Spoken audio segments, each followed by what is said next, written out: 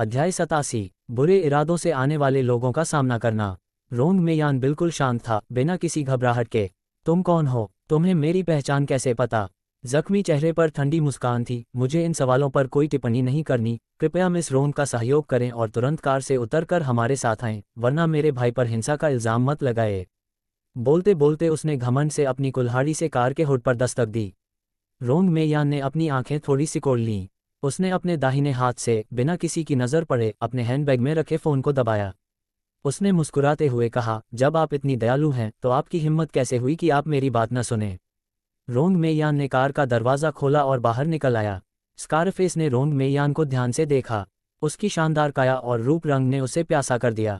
उसने अपने होंठ चाटे और लालच से कहा, ओफ! रोंग परिवार की सबसे बड़ी महिला से जैसी उम्मीद थी, वह कितनी आकर्षक लग रही है। काश पर्दे के पीछे का वह बड़ा बॉस न होता जिसने रोंग मेयान को सकुशल लाने का अनुरोध किया होता। वह अपनी बेचैनी पर काबू नहीं रख सका और कुछ करने के लिए दौड़ पड़ा। उसने अपने पीछे खड़े लड़कों को आदेश दिया, इधर आओ, उसके सिर पर टोपी पहनाओ। हाँ, एक युवक काले रंग का हुड पहने आया और रोंग मेयान का सिर ढकना चाहता था। रोंग मेयान ने अपना दाहिना हाथ थोड़ा ऊपर उठाया, मानो वह कुछ करने वाली हो। एक आवाज़ सुनाई दी, लेकिन उसने उसे तुरंत रोक दिया। अरे, तुम क्या कर रहे हो? इस चीख ने स्कारफेस और बाकियों को चौंका दिया। जल्दी से अपना सिर घुमाओ। मैंने सड़क किनारे एक पीले रंग का इलेक्ट्रिक स्कूटर चलाते और पीला हेलमेट पहने एक युवक को खड़ा देखा। लगता है उसने फूड डिलीवरी वाले जैसे कपड़े पहने हैं। तुम्हें पता होना चाहिए कि इस बार उन्हें रोंग मेयान का अपहरण करने का आदेश दिया गया था, और वे समय बर्बाद करके। मुसीबत! स्कार का चेहरा उल्टा हो गया। उसने अपना चाकू उठाया और धमकी दी, धिक्कार है। तू चिल्ला क्यों रहा है, बदबूदार टेकअवे डिलीवरी वाले?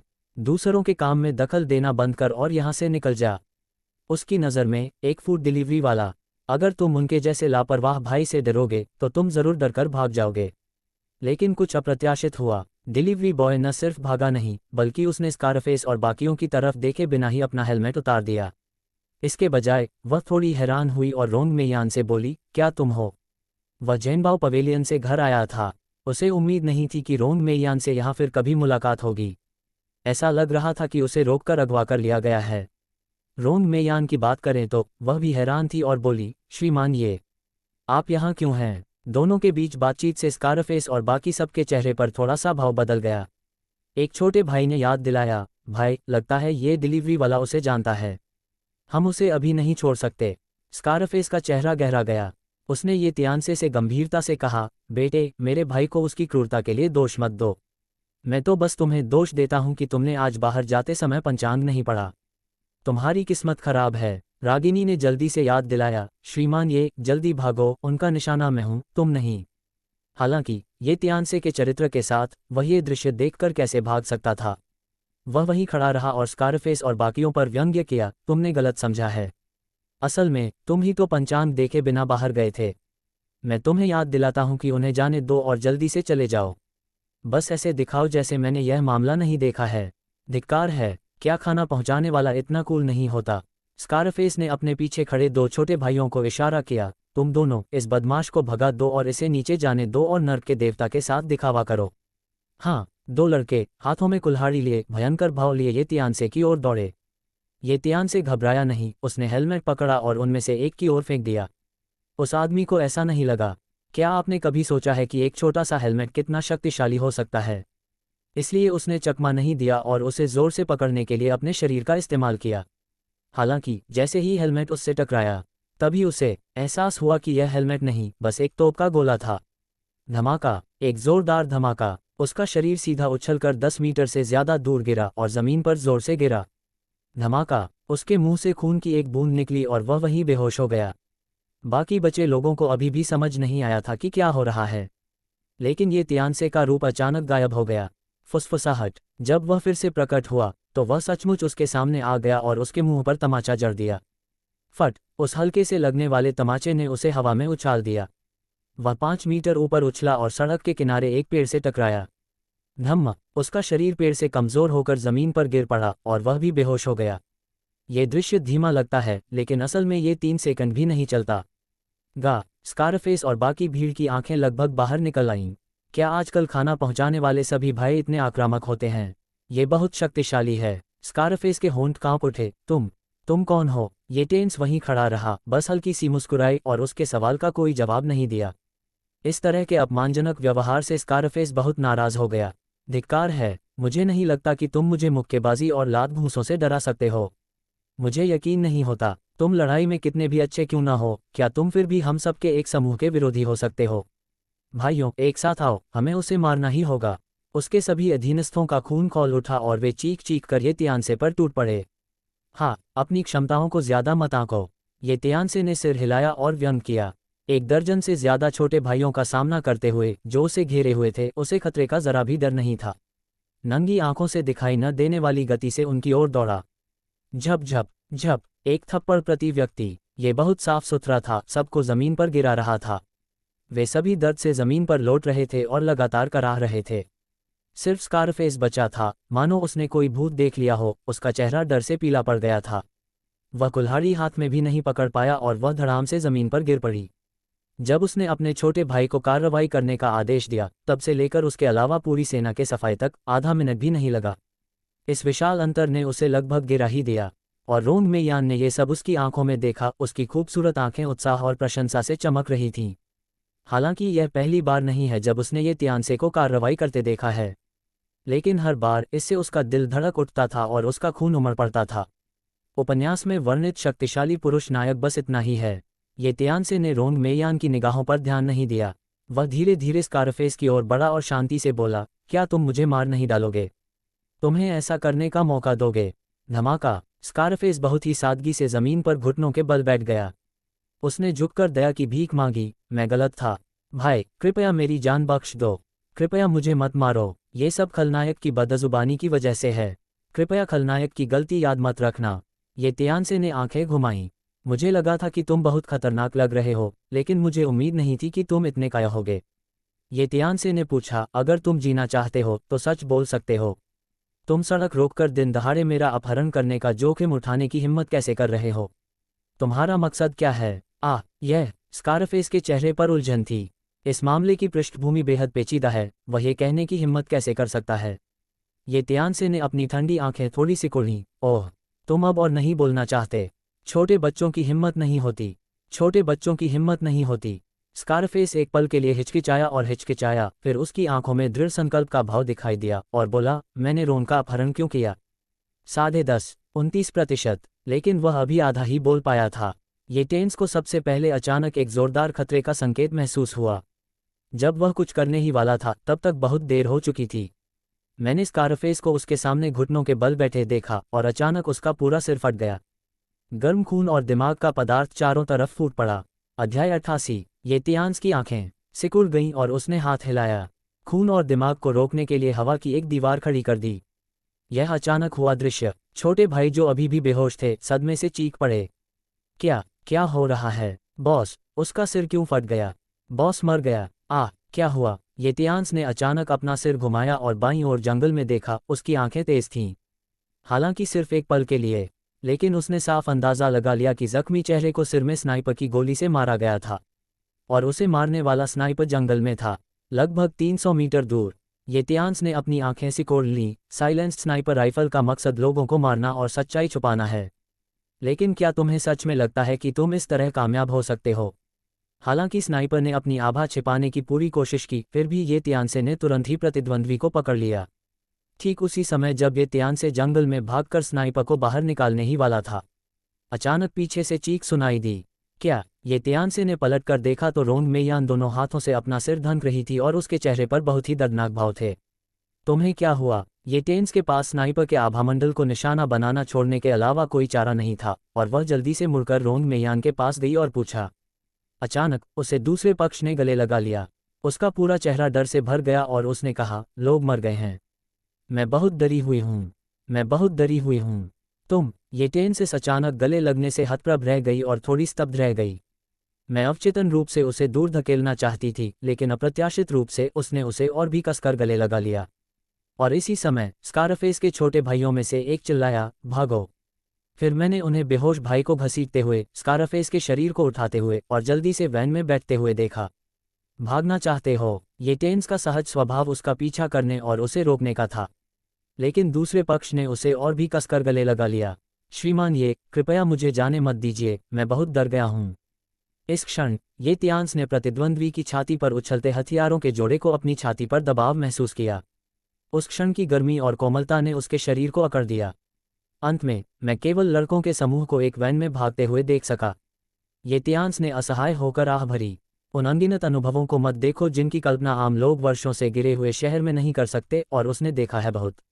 10 लेकिन ये पहली बार था जब किसी महिला ने मुझे इतने प्यार से गले लगाया था। और वह वाकई कमाल की महिला है, खासकर दूसरे व्यक्ति के शरीर से आती अनोखी खुशबू और साथ ही उसकी हल्की सी गर्माहट। ये तियांसे का मुंह सूख गया, लेकिन वह जल्दी ही शांत हो गया। उसने हिचकिचाते हुए कहा, उनकी गाड़ी तो बहुत दूर निकल गई है, तुम उन्हें कब तक पकड़े रहोगे? माफ़ करना मिस्टर ये, मैं अभी बहुत डर गया था। रोंग मेयान ने धीरे से ये तियांसे को छोड़ दिया। इस समय उसकी आंखों में अभी भी एक भयावह डर था और उसके सुंदर चेहरे पर थोड़ी शर्म और लालिमा थी। उसके स्वाभाविक आकर्षण और हर तरह की आभा के साथ ये तियांसे के दिल में दया की भावना उमड़ आई। ये तियांसे ने पूछा, ये लोग कौन हैं? ये तुम्हारा अपहरण क्यों करना चाहते हैं? रोंग मेयान ने भावशून्य भाव से सिर हिलाया, मुझे भी नहीं पता। ये तियांसे ने कड़वाहट से मुस्कुराते हुए कहा, ठीक है, कोई बात नहीं, सब ठीक है, यह अच्छी बात है। तो क्या तुम चाहती हो कि मैं तुम्हारे लिए पुलिस बुलाऊं? उन लोगों के समूह को ढूंढो। अप्रत्याशित रूप से दूसरे पक्ष ने सीधे मना कर दिया, पुलिस बुलाने की कोई ज़रूरत नहीं है। ये तियांसे अवचेतन रूप से कारण पूछने ही वाली थी। शोरगुल, मैंने दूर से 5 काली ऑडी कारों को तेज रफ्तार से आते देखा और उन दोनों के सामने रुक गईं। वाह, काले कपड़े पहने 20 से ज्यादा हटे कट्टे आदमी कार से उतरे। सभी ने धूप का चश्मा पहना हुआ था और उनका आभामंडल काफी मजबूत था। पहली नज़र में वह एक प्रशिक्षित अंगरक्षक लग रहा था। नेता लगभग 30 साल का एक हट्टा कट्टा आदमी था, लगभग 1.9 मीटर लंबा, बिल्कुल काले भालू जैसा। वह जल्दी से आगे बढ़ा, एक घुटने के बल बैठा और रोंग मेयान से सम्मानपूर्वक कहा, मिस हुआंग जेन हमें बचाने के लिए बहुत देर से आया है। वह अपने अपराध के लिए मौत का हकदार है, कृपया उसे सजा दें। रोंग मेयान ने कहा, दुष्टों को भगा दिया गया है, कृपया उठो। हाँ, हुआंग जेन खड़ा हुआ और ये तियांसे की ओर देखा, कुछ सतर्क, मिस ये कौन है? रोंग मेयान ने जवाब दिया, अगर इस बार संयोग से मिस्टर ये मेरी मदद करने न आते तो मुझे डर है कि हालात और भी बदतर हो जाते। हुआंग जेन ने सिर हिलाया और ये तियांसे की तरफ मुट्ठियां भींच लीं, शुक्रिया मिस्टर ये। हालांकि उसने ये कहा, लेकिन उसने सतर्कता भरी आंखों से ये तियांसे को देखा। उसे यकीन नहीं हो रहा था, वह अकेले उन दुष्ट लोगों को कैसे हरा सकता था। ये तियांसे ने अंगरक्षकों के समूह की ओर देखा, खासकर हुआंग जेन नाम के इस ताकतवर आदमी को। ऐसा लग रहा है कि इन लोगों को खास तौर पर प्रशिक्षित किया गया है, जो आम अंगरक्षकों से कहीं बढ़कर है। इतनी बड़ी अंगरक्षक सुरक्षा, इस महिला की पहचान और पृष्ठभूमि जाहिर तौर पर साधारण नहीं है। रोंग मेयान ने ये तियांसे को फिर से धन्यवाद दिया, श्रीमान ये, चाहे कुछ भी हो, आज मेरी जान बचाने के लिए मैं आपका शुक्रिया अदा करती हूँ। मैं सचमुच आपका एहसान नहीं चुका सकती। ये तियांसे ने हाथ हिलाया और मुस्कुराते हुए कहा, ये तो बस एक छोटा सा प्रयास है और इनाम की बात करने की कोई ज़रूरत नहीं है। लेकिन रोंग मेयान ने आकर्षक अंदाज में कहा, तुम अपनी जान बचाने का एहसान क्यों नहीं चुका सकती? अगर तुम्हें ये बुरा न लगे तो मैं तुम्हें अपनी जान देने पर विचार कर सकती हूँ। वैसे भी तुम्हारा तलाक होने वाला है ना? पसीना, ये तियांसे चौंक गई। उसने जल्दी से कहा, ये मजाक थोड़ा ज्यादा हो गया, मुझे कुछ ज़रूरी काम है, इसलिए पहले मैं विदा लेता हूँ। अलविदा। ये तियांसे ने रोंग मेयान को और बात करने का मौका नहीं दिया। बस बैटरी कार में बैठो, स्टार्ट करो और निकल जाओ। वैसे भी उसकी सुरक्षा के लिए इतने सारे अंगरक्षक हैं, इसलिए उसे किसी दुर्घटना की चिंता करने की ज़रूरत नहीं है। ये तियांसे की पीठ की ओर देखते हुए रोंग मेयान के मुंह का कोना सिकुड़ गया। मुझे उम्मीद नहीं थी कि शर्मिला होना इतना प्यारा हो सकता है। इस समय हुआंग जेन ने सम्मानपूर्वक पूछा, मिस क्या आप चाहती हैं कि मैं किसी को भेजकर आपका अपहरण करने वालों का तुरंत पीछा करवाऊं? उनकी पहचान पता करो। रोंग मेयान ने सिर हिलाया और कहा, छोड़ो भी, हो सकता है कि यह कोई साधारण अपहरण था और मैं संयोग से उससे टकरा गई। मैं यहाँ ठीक हूँ, तुम उन लोगों को वापस ले जा सकते हो। हुआंग जेन ने थोड़ी चिंता के साथ कहा, लेकिन तुम्हारी सुरक्षा? रोंग मेयान ने बीच में ही टोकते हुए कहा, बस करो। बस हुआंग जेन केवल आदेश का पालन कर सकता था और अपने अंगरक्षकों के साथ जा सकता था। जब वे गायब हो जाते हैं, Ananya Singh silver Rolls Royce Phantom की ओर चली गई। उसने अपनी तर्जनी उंगली से कार के हुड को धीरे से घुमाया और स्कारफेस के सिर में गोली लगने के बाद बचे खून के धब्बे पोंछ दिए। उसने मन ही मन कहा, मैं अभी प्रांतीय राजधानी से कुछ दिनों के लिए लियांगनान शहर आया हूं और मैं कार्रवाई करने से खुद को रोक नहीं पा रहा हूं। मैं सचमुच इंतजार नहीं कर सकता। इस समय क्या उसके चेहरे पर पहले जैसा डर नहीं है? इसके विपरीत उसका चेहरा शांत और स्थिर था और ऐसा लग रहा था कि उसका अपहरण हुआ ही नहीं था। किसी के सिर पर गोली लगने से उसके मूड पर कोई असर नहीं पड़ा।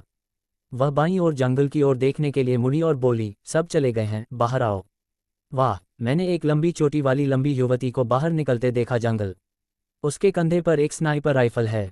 उसके चेहरे पर एक तितली का मुखौटा था जो उसकी आंखों को ढंक रहा था। अगर ये त्यान से यहाँ खड़ा होता तो वह दूसरे व्यक्ति के चेहरे की बाकी रूपरेखाएं भी पहचान सकता था। ये लड़की कल अमरनाथ वर्मा की जन्मदिन पार्टी में आई थी।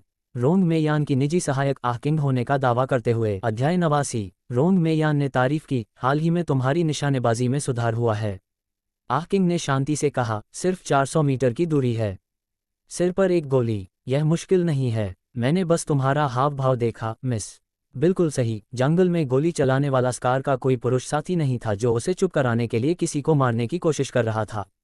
लेकिन आहकिंग ने अपना हाथ हिला दिया। बाहर वालों की नज़र में आहकिंग सिर्फ रोंग मेयान की निजी सहायिका या नौकरानी है। उसके अच्छे फिगर और रूप रंग के अलावा उसमें कुछ खास नहीं है। लेकिन कम ही लोग जानते हैं कि शक्तिहीन दिखने वाली आहकिंग असल में रोंग मेयान की सबसे भरोसेमंद अंगरक्षक है। वह लड़ाई, हत्या, आग्नेयास्त्र आदि में निपुण है और सेना के उन कई लोगों से भी ज्यादा भयानक और शक्तिशाली है जिन्हें सैनिकों का राजा कहा जाता है।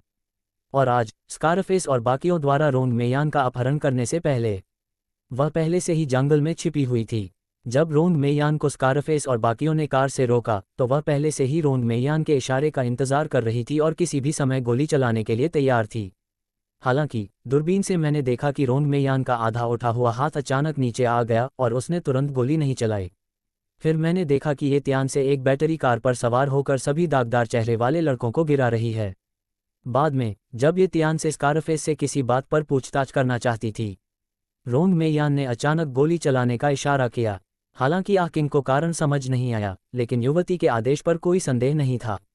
उसने तुरंत दूर से ही स्कारफेस को गोली मार दी और उसे मार गिराया। आहकिंग ने जमीन पर बचे हुए खून के धब्बों पर नजर डाली। मिस, आपको कैसे पता चला कि आज यहाँ कोई घात लगाए बैठा होगा?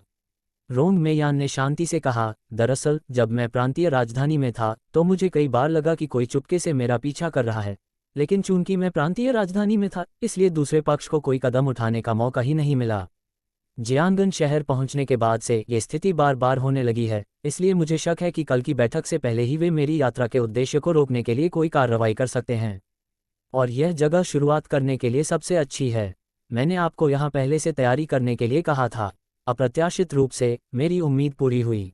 हालांकि श्री ये का आना अप्रत्याशित था, इसलिए आपको तुरंत कार्रवाई करने की अनुमति नहीं दी गई।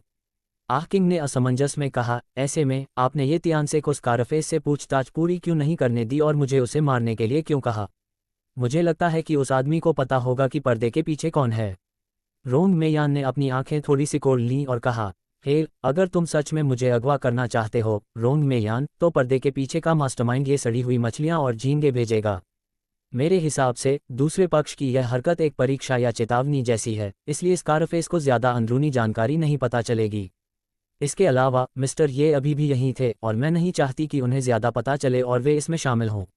आहकिंग ने अनिच्छा से कहा, लेकिन दुश्मन तुम्हारे साथ ऐसा व्यवहार करता है और तुम उसे यूं ही जाने देते हो। हा, तुम मुझे ठेस पहुंचाने वाली किसी चीज को यूं ही कैसे जाने दे सकते हो? रोंग मेयान। ये कहते हुए रोंग मेयान की आंखों में ठंडक फैल गई। उसने आदेश दिया, हालांकि स्कारफेस मर चुका है, फिर भी उसकी निजी जानकारी मिल सकती है। इस पहलू से हम सुरागों का अनुसरण करके अभी भी महत्वपूर्ण सुराग ढूंढ सकते हैं। वैसे जांच के दौरान सबसे भरोसेमंद लोगों का इस्तेमाल किया जाना चाहिए, खासकर हुआंग जेन और उसके आदमियों से इस मामले का जिक्र न करें। आहकिंग ने सिर हिलाया, भौहें चढ़ाईं और कहा, मिस, आपको लगता है कि हुआंग जेन और दूसरों के पास दूसरे मालिक का जासूस हो सकता है, इसलिए? रोंग मेयान ने इस सवाल का जवाब नहीं दिया। इसके बजाय वह मुस्कुराया और विषय बदलकर पूछा, आपने अभी अभी मिस्टर ये के कौशल देखे हैं, आप इसका मूल्यांकन कैसे करते हैं? आहकिंग ने अपने होंठ सिकोड़े और कहा, मैं तो बस गुजारा करने की कोशिश कर रहा हूँ। खैर, उस जियांगन युद्ध देवता की तुलना में मैं अभी भी बहुत पीछे हूँ। फिर भी, लेकिन असल में अभी अभी जंगल में ये त्यानसे ने उसे जिस पल पकड़ा था, हालांकि यह सिर्फ 2 सेकंड तक चला, उसे ऐसा लगा जैसे कोई जानलेवा जानवर उसे निशाना बना रहा हो। आज़ाद नहीं हो सकती। अब उस बारे में सोचकर मेरा दिल अभी भी धड़क रहा है। उसी समय दूर एक बड़ा पेड़ था जिसे दोनों में से कोई भी नहीं देख पा रहा था। ये टेंस एक पेड़ की टहनी पर उकड़ू बैठा था, मुंह में एक रोएदार घास का टुकड़ा लिए हुए, और अपनी आंखें थोड़ी सिकोड़ लीं। मैंने उनकी सारी हरकतें देखी हैं। हालांकि दूरी बहुत ज्यादा थी, मैं उनकी बातें सुन नहीं पा रहा था और मैं स्नाइपर का चेहरा भी साफ नहीं देख पा रहा था। लेकिन ये टेंस को फिर भी पता चल गया कि स्नाइपर असल में उस महिला का अधीनस्थ था। वह नहीं चाहती थी कि स्कारफेस सच बताए। अभी अभी उस महिला ने उसके सामने जो घबराहट और डर दिखाया वह असल में छिपा हुआ था। वाह, इस अपहरण के पीछे ऐसा लगता है कि यह सही तौर पर दिखने से कहीं ज्यादा सरल है और इसमें कई चीजें शामिल हैं। उफ, शहर में उसके पास वाकई बहुत सारे कारनामे हैं। तुम्हें आगे से इस औरत से दूर रहना चाहिए। उसका अंदाज़ा लगाना मुश्किल है। वैसे यह मेरा काम नहीं है। बेहतर है कि इसमें न पड़ें। ये तियान ने भावुक होकर आह भरी। पेड़ से नीचे उतरो, बैटरी कार पर बैठो और सीधे निकल जाओ। जियानगंज शहर, वोलोंग मनो। हान तियान सोफे पर बैठा अपनी कनपटियां रगड़ रहा था, थोड़ा उदास लग रहा था। क्योंकि अभी अभी उसे जी परिवार से खबर मिली थी। जी वूली जियानगंज शहर में एक व्यापारिक गठबंधन स्थापित करने की योजना बना रहे हैं। रोंग परिवार के साझेदारों को जीतने के बाद गठबंधन के भीतर कई संसाधन और लाभ साझा किए जाएंगे। इसलिए उन्होंने जियानगंज शहर के विभिन्न धनी व्यापारियों और गणमान्य व्यक्तियों को गठबंधन में शामिल होने के लिए गर्मजोशी से आमंत्रित किया।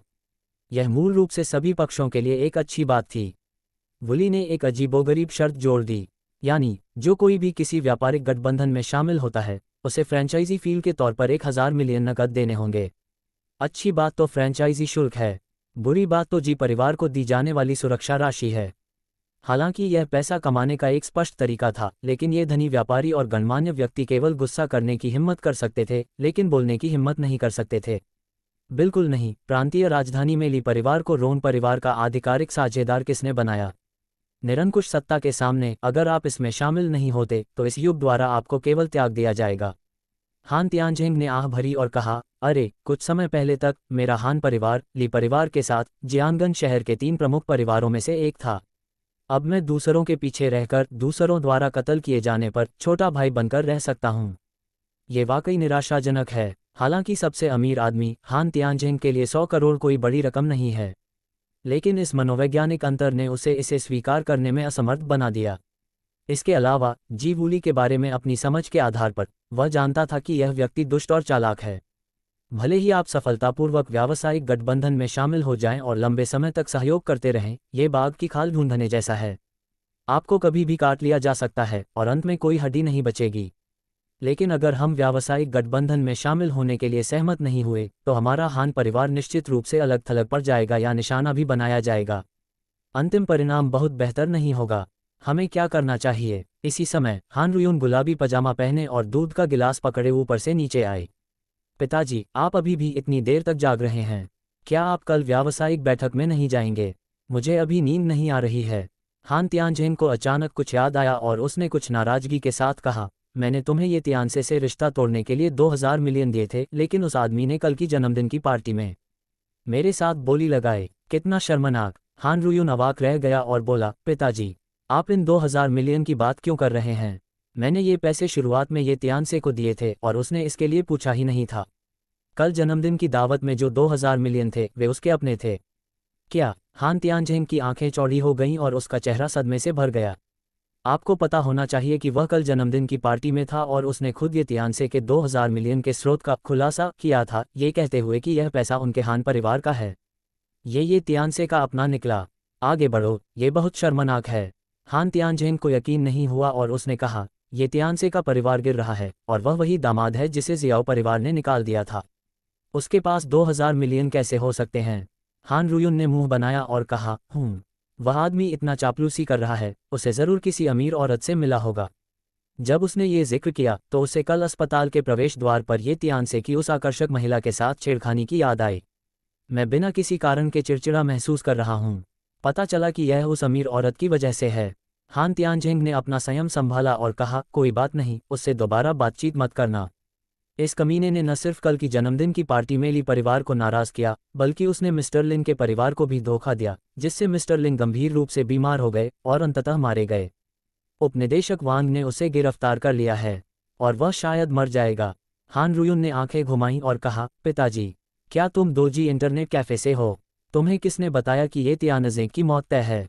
उसने कल दादाजी लिन का इलाज किया था और उसे अंकल लिन के परिवार ने मेहमान के तौर पर बुलाया था, है ना? क्या बकवास है। इस बार हान त्यानजिंग इतना चौंक गया कि वह सोफे से उठ खड़ा हुआ, उसका सिर सुन्न हो गया। यूनयून, क्या तुम मजाक कर रही हो? हान रुयुन ने गंभीरता से कहा, मेरे पास तुम्हारे साथ मजाक करने का समय कैसे है? बात ही ऐसी है। उसने हान त्यानजिंग को ये त्यानजिंग द्वारा लिन युवानिक्सुन के साथ किए गए व्यवहार के बारे में 2 बार सब कुछ बताया। ये सुनकर हान त्यानजिंग ज्यादा देर तक शांत नहीं हो सका। हे भगवान, ये त्यानसे में वाकई असाधारण क्षमताएं थीं और वह लिन शहर का पहला मेहमान बन गया। अगर वह मुफ्तखोर है तो जियांगन शहर के 99% लोग तो शायद कूड़े से भी बदतर हैं। हान त्यानजिंग ने भावुक होकर कहा, कोई आश्चर्य नहीं कि मेरे पिता ने मरने से पहले उसे चेतावनी दी थी कि यून के लिए उसने जो मंगेतर चुना है वह स्वर्ग का एक गौरवशाली व्यक्ति है और हान परिवार के लिए बहुत बड़ी खुशियां ला सकता है। अब लगता है कि मेरे पिता मुझे धमका नहीं रहे हैं। हाँ, मेरे हान परिवार को कोई खजाना मिलने वाला है। एक पल के लिए हिचकिचाने के बाद ऐसा लगा जैसे उसने कोई फैसला ले लिया हो। उसने गंभीरता से हान रुयुन से कहा, बेटी, तुम ये त्यानसे के साथ अपनी सगाई पूरी कर लो। उसे जल्द से जल्द मनाने की हर कोशिश करो और जल्द से जल्द नागरिक मामलों के ब्यूरो में जाकर विवाह प्रमाण पत्र के लिए आवेदन करो और एक आधिकारिक जोड़ा बन जाओ। अध्याय 90। सुनो। हान रुयुन, जो दूध पी रही थी, लगभग झड़ गई। पापा, आप क्या कह रहे हैं? मैं उस कमीने ये त्यानसे से शादी कैसे कर सकती हूँ? हालांकि अब इसे देखकर लगता है कि ये त्यानसे उतना बेकार नहीं है जितना की कहानी कहती है। लेकिन इस आदमी ने कल उस औरत से उसके सामने ही 10.1 करोड़ रुपये ले लिए। जाहिर है उसे रखा जा रहा था। इसके अलावा जियाओ किंगचेंग ने इसे 3 साल तक इस्तेमाल किया था और अब इसकी ज़रूरत नहीं थी। हान परिवार की गरिमामयी युवती, वह इतना सारा सामान कैसे स्वीकार कर सकती थी? हान त्यानजिंग ने गंभीरता से कहा, एक अच्छे आदमी के नर्म खाने का ऑर्डर देने में क्या बुराई है? आखिरकार क्या ये जिंदगी को आसान बनाने के लिए ही तो नहीं है? इसमें कोई बुराई नहीं है। इसके अलावा एक अमीर औरत का उसे पसंद करना ये साबित करता है कि ये त्यानसे असाधारण है। ये भी सच है। देखो, ये त्यानसे एक चमत्कारी डॉक्टर है और अब वह लिन शहर का पहला मेहमान बन गया है। अगर तुम उससे शादी कर सको तो हमारे हान परिवार को ली परिवार को गले लगाने की ज़रूरत नहीं पड़ेगी। लेकिन हालांकि उसकी बात सही थी, फिर भी हान रुयुन असहज महसूस कर रही थी। इसके अलावा उसका प्रेमी मास्टर लॉन के पीछे का बड़ा आदमी है। मैंने सुना है कि मिस रोंग उसे कल मीटिंग में बुलाएंगी और मुझे तब उससे मिलने का मौका मिलेगा। क्या यह उस आदमी ये त्यानसे से कहीं बेहतर नहीं है जो कुछ भी ठीक से नहीं कर रहा है? हान त्यानजिंग ने हिचकिचाते हुए कहा, बेटी, जरा सोच तो लो। हान रुयुन ने मुंह बनाया और कहा, मैं इस बारे में नहीं सोचूंगी। अगर तुम शादी करना चाहती हो तो खुद जाकर ये त्यानसे से शादी कर लो। खैर, मैं हान रुयुन ये त्यानसे से शादी नहीं करूंगी, चाहे मैं खाना न खाऊं और भूख से मर जाऊं, चाहे मैं इमारत से कूद ही क्यों न जाऊं। ये शब्द कहने के बाद हान रुयुन गुस्से से ऊपर चली गई। हाय, ये बच्चा। हान त्यानजिंग ने बेबसी से आह भरी और सोफे पर वापस बैठ गया। उसने बेबसी से कहा, कल बिजनेस मीटिंग खत्म होते ही जी परिवार जरूर सबको एकजुट करके ये त्यानसे का रास्ता बंद कर देगा। पापा, अगर आपकी आत्मा स्वर्ग में है तो क्या आप मुझे बता सकते हैं कि मुझे क्या चुनना चाहिए? अगली दोपहर होनफेंग विला। ये जियांगन शहर का सबसे बड़ा और सबसे आलीशान रिजॉर्ट है। यहाँ आवास, अवकाश, सम्मेलन, खानपान आदि सहित कई बेहतरीन अवकाश और मनोरंजन सुविधाएं उपलब्ध हैं। कहा जाता है कि होनफेंग विला का एक रहस्यमयी इतिहास है और यह बहुत शक्तिशाली है, इसलिए इसकी सुरक्षा सुविधाएं बेजोड़ हैं। इसलिए रोंग मेयान ने अपनी व्यावसायिक बैठक यहीं आयोजित करने का फैसला किया। और रेड मेपल विला आरक्षित है, इसलिए बिन बुलाए मेहमान प्रवेश नहीं कर सकते। ये त्यान्स यहाँ 1 घंटे से भी ज्यादा पहले आ गए थे।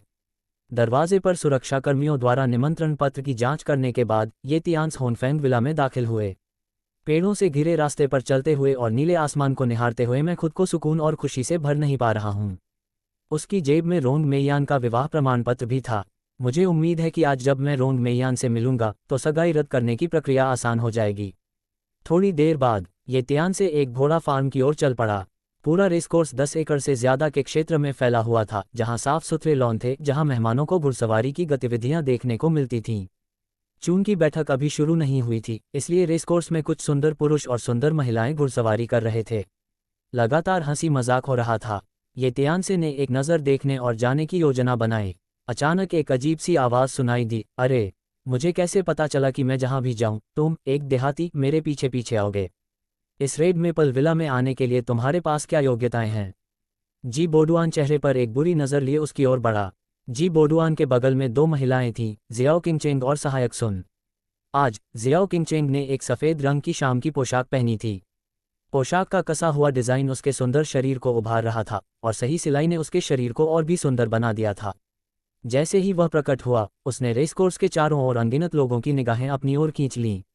ये तियानसे ने जल्दी से जियाओ किंगचेंग से नज़रें हटा लीं। जीबोडुआन ने शांति से जवाब दिया, तुम्हें कैसे पता कि मैं अंदर आने के योग्य नहीं हूँ?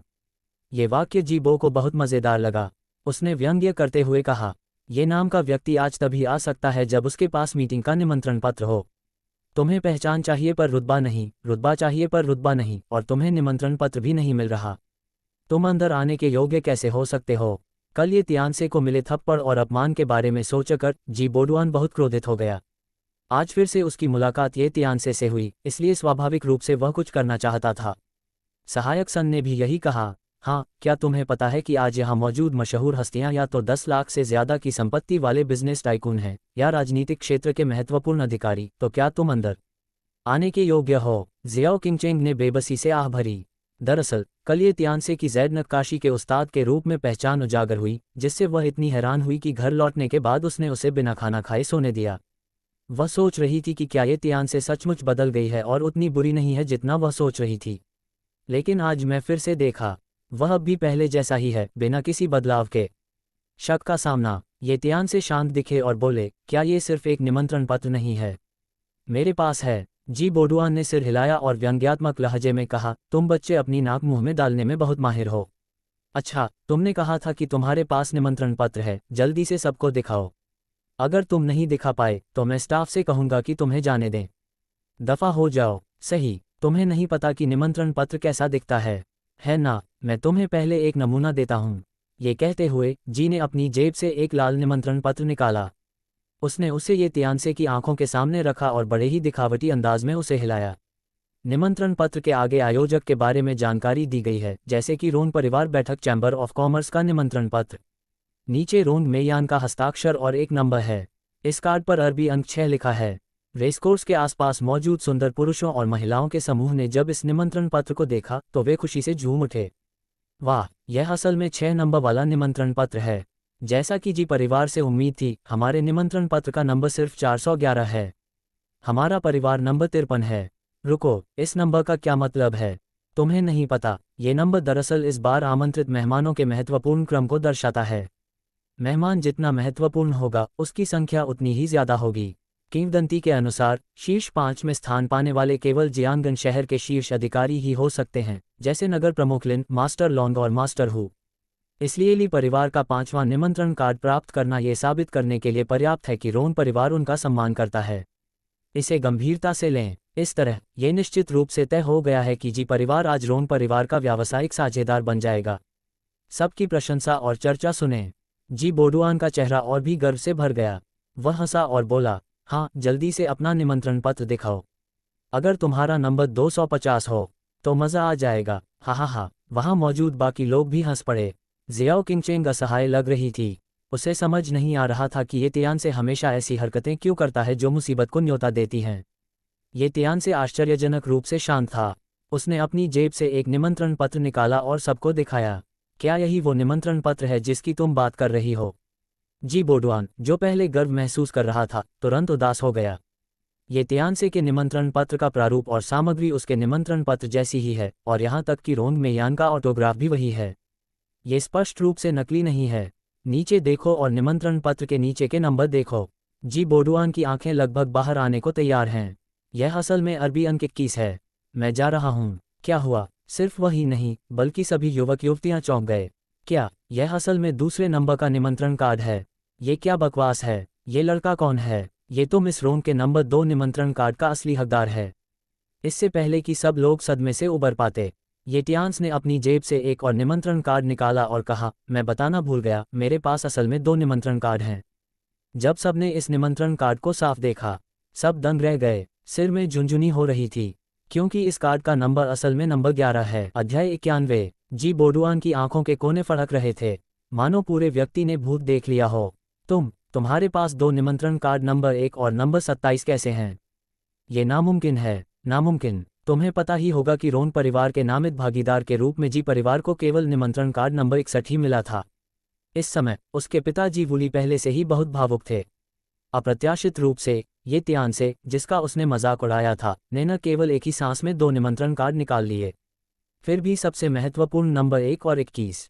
इसके विपरीत उन्हें अपने जी परिवार के चेहरे कहाँ रखने चाहिए। सुंदर पुरुषों और सुंदरियों का समूह भी चौंक गया और टिप्पणी की, क्या मैं हैरान नहीं हूँ। असल में 2 निमंत्रण कार्ड हैं, नंबर 1 और नंबर 2। क्या उसका दर्जा मेयर लिन, लॉर्ड लॉन्ग और टाइगर से ज़्यादा महान है? क्या आपने नहीं कहा था कि हर व्यक्ति के पास सिर्फ एक कार्ड होता है? उसके पास 2 कार्ड कैसे हैं? अभी अभी युवा मास्टर जी ने दूसरों के सामने दिखावा करने के लिए निमंत्रण कार्ड नंबर 6 का इस्तेमाल किया। अब ये सोचकर मुझे उनके लिए शर्मिंदगी महसूस हो रही है। हाँ, नंबर 6 का निमंत्रण कार्ड नंबर 1 और नंबर 2 के सामने दिखावा कर रहा है। ये बहुत शर्मनाक है। सब लोग बातें कर रहे थे, जिससे जी बोडुआन इतना शर्मिंदा हो गया कि उसका मन कर रहा था कि ज़मीन में कोई दरार ढूंढकर अंदर घुस जाए। जल्दी करो और अपना नंबर 6 का निमंत्रण कार्ड अपनी जेब में रख लो। जियाओ किंगचेन की आंखें कांप उठीं और उसने अपने होंठ कसकर भींच लिए। तुम्हें पता ही होगा कि उसका निमंत्रण कार्ड सिर्फ 11 नंबर का है। टॉप 10 में भी जगह नहीं बना पाया। उसे समझ नहीं आ रहा। जाहिर है मैं ये त्यानसे से बहुत बेहतर हूँ, फिर नतीजा ऐसा क्यों है? ज़रूर कुछ गड़बड़ है। दूसरी तरफ ये त्यानसे ने सबकी चौंकती निगाहों के सामने दोनों निमंत्रण कार्ड वापस अपनी जेब में रख लिए। उसने जी बोडुआन से ठंडे स्वर में कहा, अब जब निमंत्रण कार्ड की पुष्टि हो गई है तो कृपया चुप रहना और यह कहना बंद करो कि मैं अंदर आने के योग्य नहीं हूँ, मेरा समय बर्बाद कर रहे हो। दरअसल ये त्यानसे ने निमंत्रण कार्ड नंबर पर ध्यान ही नहीं दिया था पहले, और ये तो छोड़ ही दीजिए कि इसका इतना महत्व था। तो उसे समझ नहीं आ रहा था कि रोंग मेयान ने उसे 2 सबसे ज़रूरी निमंत्रण पत्र क्यों दिए। जी बोडुआन अभी भी हार मानने को तैयार नहीं था और उसने होंठ सिकुड़ते हुए कहा, अगर तुम्हारे पास निमंत्रण पत्र है तो क्या हुआ? कौन जाने तुमने इसे किसी बड़े बॉस से चुराया हो। मैं तुम्हें चेतावनी दे सकता हूँ, जिन लोगों को निमंत्रण पत्र नंबर 1 और 2 मिल सकते हैं वे जियांगन शहर के सबसे बड़े बॉस होंगे, एक भयानक जीवन जिसका अपमान तुम बर्दाश्त नहीं कर सकते। दूसरों को पता न चले और बाद में वे तुम्हें पकड़ न लें, तुम न तो खा पाओगे और न ही घूम पाओगे। ये कहते ही वहां मौजूद सभी लोगों ने अचानक सिर हिला दिया। बस यही बात है। जियो किंगचेंग और सहायक सुन भी ऐसा ही सोचते हैं। उनकी राय में ये त्यानसे 3 साल से जियो परिवार में रह रहा था और प्रांतीय राजधानी में रोंग मेयान से उसका कोई लेना देना नहीं था। दूसरे पक्ष को उसे 2 सबसे ज़रूरी निमंत्रण पत्र देने की कोई ज़रूरत नहीं है। इसलिए सिर्फ इस बयान की ही व्याख्या की जा सकती है कि यह अनुचित तरीके से हासिल किया गया था। जी बोडुआन की शंकाओं का सामना करते हुए ये त्यानसे समझ गया कि चाहे वह कितना भी समझाए, सब बेकार होगा। फिर उसने उदासीनता से कहा, तुम्हें मुझे याद दिलाने की कोई ज़रूरत नहीं है, बल्कि ये तुम्हारा जी परिवार है। यह मत भूलना कि तुम पर अभी भी मुझ पर 2000 मिलियन युआन बकाया हैं। कल अंतिम भुगतान की समय सीमा है। अगर तुम नियत तारीख तक इसे वापस नहीं करोगे तो तुम न तो खा पाओगे और न ही घूम पाओगे। लेकिन तुम सही हो। परसों जी वूली के जन्मदिन के भोज में उसने जी परिवार से शर्त लगाई थी कि अगर वह बाघ के आकार के जेड पेंडेंट की बोली लगाने के लिए 200 करोड़ खर्च कर सके तो वह उसे दे देगा। जी परिवार ने पैसे लौटाने का वादा किया, लेकिन बाद में जी परिवार ने कर्ज स्वीकार करने से इनकार कर दिया। इसलिए ये त्यानसे ने जाने से पहले जी परिवार को चेतावनी दी कि 3 दिन के अंदर ब्याज समेत पैसे उसे वापस कर दिए जाएंगे। वह इस घटना को कभी नहीं भूला। आसपास मौजूद सुंदर पुरुष और महिलाएं धीमी आवाज में बात कर रहे थे। क्या जी परिवार पर असल में इस आदमी का 200 करोड़ कर्ज है? क्या तुम्हें पता है क्या हो रहा है? मुझे याद आया, यह आदमी ये त्यानसे है जिसने जी परिवार की जन्मदिन की पार्टी में खूब हंगामा किया था। मैंने अपने पिताजी से सुना था कि जी परिवार उसके साथ एक शर्त में 200 करोड़ हार गया था, लेकिन उन्होंने शर्त स्वीकार नहीं की। क्या ली परिवार ने हमेशा बाहरी दुनिया के सामने अपनी ईमानदारी का बखान नहीं किया है। मुझे उम्मीद नहीं थी कि उनका स्वभाव ऐसा होगा।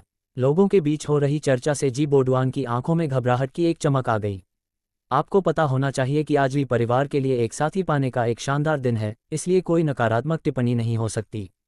उन्होंने जल्दी से समझाया, सब लोग, हमारे जी परिवार ने हमेशा अपना वादा निभाया है ना सिर्फ 2000 मिलियन। हमारा जी परिवार इसे कल ये त्यानसे को लौटा देगा। जाहिर है उन्होंने मन ही मन उपहास किया। आज की बैठक के बाद मिस रोंग ने पुष्टि की कि जी परिवार साझेदार बन गए। आज तुम्हारे ये त्यानसे की मौत का दिन है। और 200 करोड़ का क्या? चलो इंतजार करते हैं और नर्क के राजा के साथ चलते हैं। लेकिन चाहे जो भी हो, आज ये त्यानसे ने उसे एक के बाद एक तमाचे जड़ दिए हैं और उसे अपनी जगह वापस लेनी ही होगी। वह जानता था कि लड़ाई में वह ये तियानसे का मुकाबला बिल्कुल नहीं कर सकता। फिर उसने उकसाया, ये तियानसे, क्या तुम हमेशा से निडर नहीं रहे हो? यह एक घोड़ा फार्म है। क्या तुम मुझसे घोड़े पर सवार होकर मुकाबला करने की हिम्मत कर सकते हो? ये तियानसे ने शांति से कहा, मैं तुमसे वादा क्यों करूं? जी बोडुआन ने मजाक किया, अरे तुम हार मान रहे हो? सबको, क्या तुम्हें ऐसा नहीं लगता? सुंदर पुरुष और सुंदर महिलाएं स्वाभाविक रूप से जीबो के लिए बोलना पसंद करेंगे। उसके फटे पुराने कपड़े देखकर तुम बता सकते हो कि उसने कभी घोड़े की सवारी नहीं की। वह मुकाबला करने की हिम्मत कैसे कर सकता है? घुड़सवारी हमारे रईसों का खेल है, एक साधारण निम्न वर्ग का व्यक्ति इसे चलाना कैसे जान सकता है? यहाँ तक कि सहायक सन ने भी व्यंग्यात्मक लहजे में कहा, ये तियानसे दिल से एक हिंसक आदमी है। वह लड़ाई के अलावा कुछ नहीं कर सकता, घुड़सवारी जैसे कुलीन खेल की तो बात ही छोड़िए। सबकी खिल्ली उड़ाते हुए, ये तियानसे के चेहरे पर कोई असर नहीं था। उसे सचमुच इस तरह के बच्चों के खेल के घर में कोई दिलचस्पी नहीं थी। फिर मुड़कर चले जाओ, तुम इस युवा मालिक को रोको। जी बोडुआन जोर से चिल्लाया। वह ये तियानसे को यूं ही जाने नहीं देना चाहता था। मेरा उपनाम ये है, अगर तुम प्रतिस्पर्धा करने और मुझे हराने के लिए राजी हो जाओ तो मैं तुम्हें कल न सिर्फ 200 करोड़ देने का वादा करता हूं, बल्कि 200 करोड़ और भी दूंगा। कैसा रहेगा? ये तियानसे ने सिर हिलाया। बहुत कम, जी बोडुआन ने घमंडी नजरों से कहा, मैं तुम्हें इसका 10 गुना यानी 20 लाख युआन दूंगा। क्या तुम तुलना करने की हिम्मत रखते हो? अगर तुम तुलना करने की हिम्मत नहीं रखते तो सबके सामने कह दो कि तुम कायर हो। वाह! वहां मौजूद सभी लोग खुशी से झूम उठे। 20 लाख! हालांकि ली परिवार जियानगन शहर के 3 सबसे बड़े परिवारों में से एक है, लेकिन इसकी कुल संपत्ति लगभग 5 अरब ही है। ज्यादातर अचल संपत्तियां जैसे रियल एस्टेट और शॉपिंग मॉल हैं। असली नकदी प्रवाह केवल लगभग 20 लाख है। इस सीजन में यंग मास्टर ने ये तियानसे को प्रतिस्पर्धा में शामिल करने के लिए परिवार का सारा पैसा खर्च कर दिया। ये तो पागलपन है। क्यों परेशान हो? ये तियानसे बेबस होकर मुस्कुराया। चूंकि तुम प्रतिस्पर्धा करने पर अड़े हो तो ठीक है, मैं तुमसे वादा करता हूं, तुम पैसे तो कमा ही लोगे। जी बोडुआन की आंखों में सफलता की झलक थी। तुम्हें पता ही होगा कि वह 5 साल की उम्र से घुड़सवारी का अभ्यास कर रहा है और घुड़सवारी में माहिर है। उसने तियाननान प्रांत में शौकिया घुड़दौड़ प्रतियोगिताओं में भी भाग लिया और स्वर्ण पदक जीता। क्या ये तियानसे जैसे निम्न वर्गीय व्यक्ति से जीतना आसान नहीं है, जिसने कभी घोड़े की सवारी भी नहीं की? जी बोडुआन ने चालाकी से मुस्कुराते हुए कहा, ये तियानसे, चूंकि यह एक प्रतियोगिता है, अगर तुम हार गए तो क्या करोगे? ये तियानसे ने उदासीनता से कहा, ये तुम पर निर्भर है। जी बोडुआन ने ताली बजाई और कहा, खुश रहो। अगर तुम हार गए तो रेसकोर्स पर लेट जाओ और आज यहाँ सभी को एक एक करके घोड़े की तरह अपनी सवारी करने दो। क्या तुम सहमत होने की हिम्मत रखते हो? ये तियानसे ने बिना किसी हिचकिचाहट के सिर हिलाया। जी बोडुआन बहुत खुश हुआ। वह मुड़ा और सुंदर पुरुषों और महिलाओं के समूह को दिखावा करते हुए बोला, सब लोग, मैं तुम्हारे भले के लिए काम कर रहा हूँ, तुम लोग मुझे ठीक से धन्यवाद क्यों नहीं देते? सबने तालियां बजाईं। युवा मास्टर जी कितने शक्तिशाली हैं।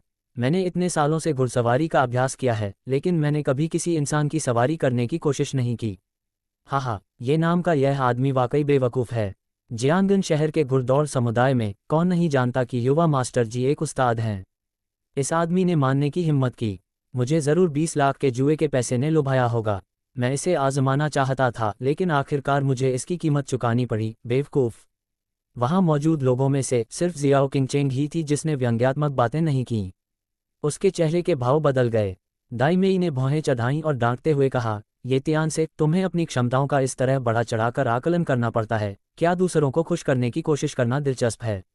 अध्याय 92। जियो किंगचेंग की फटकार का सामना करते हुए ये तियानसे ने हल्के से व्यंग्यात्मक लहजे में जवाब दिया, हाँ मिस्टर जियो, मैं आपको फिर से याद दिला रही हूँ, क्योंकि आप मुझ पर कभी विश्वास ही नहीं करते, तो मेरे फैसले का आपसे क्या लेना देना? आप। जियो किंगचेंग इतना गुस्से में था कि उसकी छाती गुस्से से फूल गई और उसका चेहरा लोहे के प्रति नफरत से भर गया। मैं जाहिर तौर पर यह उसके भले के लिए कर रही हूँ, तो मैं इसकी कद्र क्यों नहीं करती? ये वाकई निराशाजनक है। बगल में बैठे सहायक सन ने सलाह दी, मिस्टर जियो, यह आदमी कृतघ्न है, इसकी चिंता मत करो। अगर वह प्रतिस्पर्धा करना चाहता है तो प्रतिस्पर्धा कर सकता है। अगर वह हार जाता है और उसके साथ घोड़े जैसा व्यवहार किया जाता है तो वह इसके लायक है। जियो किंगचेंग ने गहरी सांस ली और शांत हो गया। ये तियानसे, अगर तुम खुद को अपमानित करने पर अड़े हो तो मैं तुम्हारे काम में दखल नहीं दूंगा। इतना कहने के बाद 2 कदम पीछे हटो। ये तियानसे के चेहरे पर निराशा के अलावा कुछ नहीं था। चलो जी बोडुआन के बारे में बात करते हैं। उसे रेसकोर्स में एक भूरे घोड़े से प्यार हो गया और उसने ये तियानसे से कहा, चलो इस घोड़े पर एक टेस्ट राइड करते हैं। जो इस पर ज्यादा देर तक सवारी करेगा वही जीतेगा। ये तियानसे ने अपनी बाहें उठाईं और कहा, क्या यह इतना आसान है? जी बोडुआन ने सिर हिलाया और कहा, यह इतना आसान है। आखिरकार इसके लिए घुड़सवारी के हुनर की ज़रूरत होती है। तुम जैसे बेकार आदमी के लिए यह बहुत मुश्किल है। अगर बात फैल गई तो सब कहेंगे कि मैं दूसरों को धमका रहा हूँ। बोडुआन अच्छी तरह जानता था कि उसके सामने वाले भूरे घोड़ों का व्यक्तित्व बहुत मजबूत है और पहली नज़र में उन्हें नियंत्रित करना आसान नहीं था। इस पर सवारी करना आसान नहीं है, शानदार घुड़सवारी के करतब तो दूर की बात है।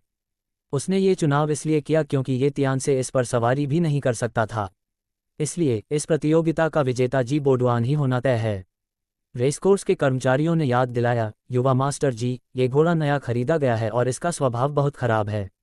अगर आप इस पर सवारी करेंगे तो यह आसानी से खतरे में पड़ सकता है। दूसरा घोड़ा क्यों न ले लें? जी बोडुआन ने डांटा, तुम इतना क्यों बोल रहे हो? मैंने यही चुना है। कर्मचारियों ने तुरंत सिर झुका लिया और चुप हो गए। जी बोडुआन फिर मुड़े और बोले, क्या ये नाम के किसी व्यक्ति के लिए इस घोड़े को चुनना ठीक है? ये तियान से मुस्कुराए और बोले, कोई बात नहीं। ठीक है, पहले मैं तुम्हें एक प्रदर्शन करके दिखाता हूँ। जी बोडुआन गर्व से भरे हुए दिखे और मन ही मन ये तियानसे को डांटा कि उसे कुछ नहीं पता और वह इतना मूर्ख है। उन्होंने सुरक्षात्मक उपकरण पहन लिए। उन्होंने गर्व से सभी से कहा, सब लोग, पहले मैं ये नाम के आदमी को सबक सिखा दूं और उसे बता दूं कि असली कुलीन खेल क्या होता है। वह भूरे घोड़े के पास गए, हल्के से पलटे और सीधे उस पर सवार हो गए, बहुत आराम से। जी बोडुआन ने अपने दाहिने हाथ से लगाम पकड़ी, बायां हाथ ऊपर उठाया और अपने आसपास सबको हाथ हिलाया। ऐसा कोई करतब दिखाओ जो तुम्हें बहुत अच्छा लगे। सब ने एक एक करके उसकी तारीफ की। छी छी, यंग मास्टर जी से जैसी उम्मीद थी, तुम्हारा घुड़सवारी का अंदाज बहुत ही शानदार है। यंग मास्टर जी, इस घोड़े को तेजी से दौड़ने दो और सबको इसकी ताकत दिखा दो। जियाओ किंगचेंग की आंखों में भी स्वीकृति का भाव झलक रहा था। मुझे मानना पड़ेगा कि घोड़े पर जी बोडुआन का अंदाज थोड़ा बदल गया है। ये तियानसे को देखो, जो कुछ ही दूरी पर उदासीन भाव से खड़ा है। तुलना में जमीन आसमान का फर्क बहुत बड़ा है। बोडुआन ने ये तियानसे का मजाक उड़ाया, देखो, मैं तुम्हें दिखाता हूं कि असली अभिजात्य खेल क्या होता है। उसने लगाम खींच ली और अपनी घुड़सवारी का हुनर दिखाने ही वाला था, लेकिन उसने ध्यान नहीं दिया कि ये तियानसे की पहले से शांत आंखें अचानक सिकुड़ गईं। उसे केंद्र में रखते हुए एक अदृश्य दबाव जारी हुआ, जिसने सीधे भूरे घोड़े को ढक लिया। अरे! फुफकार! भूरे घोड़े ने अचानक डर के मारे हिनहिनाया। उसने अपने आगे के दोनों खुर ऊपर उठाए और वहीं पर लात मारी। ओह लानत! जी बोडुआन इतना डर गया कि उसने लगाम कसकर पकड़ ली और गुस्से से गाली देते हुए बोला, साले, सच बोल। लानत है, बस करो। घबराहट और गुस्से में जी बोडुआन ने घोड़े के पेट पर दोनों पैरों से जोर से लात मारी। इससे घोड़ा और भी ज्यादा उत्तेजित हो गया। एक तेज झटका, उसने जी बोडुआन को उसकी पीठ से सीधा हवा में उछाल दिया। और भी बुरा, जब जी बोडुआन गिर रहा था तो घोड़े ने उसके पेट पर जोर से लात मारी। धमाका, उसने 4-5 मीटर दूर जाकर लात मारी। आखिर में वह घुटनों के बल जमीन पर गिर पड़ा, उसका सिर अभी भी लॉन से टकरा रहा था। वह बहुत शर्मिंदा था। धिक्कार है। इस अचानक दृश्य ने सभी को भ्रमित कर दिया। जी बोडुआन ने अपनी घुड़सवारी का हुनर दिखाने का वादा किया था। अरे यार, हमने तुम्हारी घुड़सवारी का हुनर नहीं देखा। इसके बजाय तुम्हें घोड़े से उतारकर 2.5 हफ्ते तक हवा में उछाला गया। फिर तुम ज्यादा आकर्षक क्यों हो? मेरे दिल में शिकायतें तो शिकायतें ही हैं। लेकिन जी बोडुआन का तो आखिरकार एक नेक रुतबा था। देख रहे सुंदर पुरुष और महिलाएं जल्दी से आगे बढ़े और चिंता से पूछा कि जी बोडुआन कैसे हैं। कर्मचारी भी घबराए हुए भूरे घोड़े को संभालने के लिए दौड़े। जी बोडुआन को सभी ने उठाया। पूरे शरीर में तेज दर्द देखकर उसके चेहरे पर मुस्कान आ गई। अगर उसने सुरक्षात्मक उपकरण नहीं पहने होते तो वह अपने भाई जी बोक्सियाओल के साथ अस्पताल चला जाता। जियाओ किंगचेंग ने ये तियानसे से शिकायत की, ये सब तुम्हारी गलती है। अगर तुम प्रतियोगिता के लिए राजी नहीं होते तो क्या यंग मास्टर जी घोड़े से गिर सकते थे? अगर इसमें कुछ गड़बड़ हो गई तो क्या होगा? यही वजह थी कि वह इतनी चिंतित थी। एक तरफ उसे डर था कि जीबो को कुछ हो जाएगा। आज की बैठक के लिए उसने जो कुछ भी तैयार किया था वह सब बेकार गया। दूसरी तरफ वे जी परिवार के गुस्से से चिंतित हैं और ये तियानसे से निपटने के लिए अपनी पूरी ताकत लगा रहे हैं। ये तियानसे ने शांति से कहा, जीबो ने ही मुझसे बिना किसी कारण के प्रतिस्पर्धा करने के लिए विनती की थी। मैंने मुसीबत मोल लेने की पहल नहीं की। वह घोड़े से गिर गया और वह सिर्फ इसलिए गिरा क्योंकि वह पढ़ाई में अच्छा नहीं था। इसका मुझसे क्या लेना देना? अगर मैं गिरा तो क्या तुम फिर से जी बोडुआन को दोष दोगे? जियाओ किंगचेंग की बोलती बंद हो गई। ये तियानसे ने जी बोडुआन पर फिर से बेरुखी से हंसते हुए कहा, किसी ने मुझे मेरे लिए कुलीन खेल खेलने को कहा था। ये तो घुटने टेकने वाली जनजाति जैसा आंदोलन निकला। मैंने बहुत कुछ सीखा है। इससे जी बोडुआन इतना क्रोधित हुआ कि उसका चेहरा लाल हो गया और उसने दांत पीस लिए। धिक्कार है इस कमीने पर। वह जानता था कि वह ये तियानसे को नहीं हरा सकता, इसलिए वह अपना गुस्सा सिर्फ कर्मचारियों पर ही निकाल सकता था। झल्लाया, उसे सीधे थप्पड़ मारो, तुम्हारे रेस कोर्स के घोड़े इतने गुस्सैल स्वभाव के हैं। धिक्कार है। उन्होंने बेनशाओ को लगभग मार ही डाला, समझ रहे हो। कर्मचारी ने अपना गाल ढक लिया और दुखी होकर बोला, युवा मास्टर जी, आपने मेरे साथ अन्याय किया है। मैंने आपको अभी अभी याद दिलाया था कि इस भूरे घोड़े का चरित्र बहुत मजबूत है। आपको नहीं सुनना चाहिए। लेकिन उसे भी मन ही मन अजीब लगा। हालांकि इस भूरे घोड़े का स्वभाव बहुत गुस्सैल है, लेकिन वह पहले कभी ऐसा नहीं रहा। क्या हो रहा है? जी बोडुआन ने अपने नितंब ढक लिए और अनिच्छा से ये तियानसे पर चिल्लाया, हंसना बंद करो। अब घोड़े पर सवार होने की तुम्हारी बारी है। तुम निश्चित रूप से मुझसे कम अच्छे हो। हालांकि वह अभी शर्मिंदा था, लेकिन जी बोडुआन का मानना था कि चूंकि इस घोड़े का चरित्र कल्पना से परे था, इसलिए वह भी इसे नियंत्रित नहीं कर सकता। ये तियानसे की तो बात ही छोड़िए। जाहिर है, अगर तुम इस पर सवार होने की हिम्मत नहीं करोगे तो इसका मतलब है कि तुम हार गए। तुम्हें सबके लिए घोड़ा बनना होगा। ये तियान्स ने आत्मविश्वास से कहा, ये तो बस घोड़े की सवारी है, तो इसमें क्या मुश्किल है। जरा देखो तो। उसने सुरक्षा उपकरण भी नहीं पहने और सीधे भूरे घोड़े की तरफ चल दिया। वहां मौजूद कई लोग हंसे बिना नहीं रह सके। हाँ, तुमने तो सुरक्षा उपकरण भी नहीं पहने हैं, तो तुम्हें कुछ भी समझ नहीं आ रहा। तुम सच में दिखावा कर सकते हो कि इतना खूंखार घोड़ा सुरक्षा कवच भी नहीं पहनता। उसे बाद में अच्छा लगेगा। देखो, इस आदमी को घोड़े पर चढ़ने से पहले ही लात मार दी जाएगी। जी बोडुआन की आंखों में आक्रोश झलक रहा था। वह मन ही मन उम्मीद कर रहा था कि ये तियानसे बाद में उससे भी ज्यादा बुरी तरह घोड़े से गिरेगा और अच्छा होगा कि ये तियानसे अपनी आधी जान गंवा दे। ये तियानसे ने अपने आसपास के तानों पर ध्यान नहीं दिया, हाथ उठाकर घोड़े की गर्दन पर 3 बार थपथपाया। अभी वह बेचैन था और तुरंत शांत हो गया। उसने बड़े प्यार से अपना सिर ये तियानसे से रगड़ा।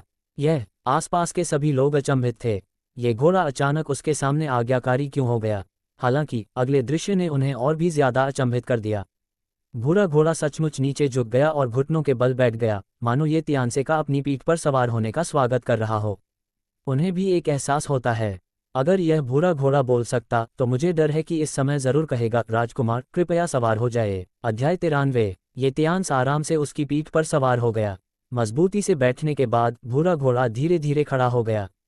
पूरी प्रक्रिया सावधानी से की गई, इस डर से कि कहीं ये तियान्स थोड़ा असहज न हो जाएं। चलो। जैसे ही ये तियान्स ने लगाम पकड़ी, उसने एक शीतल पे दिया।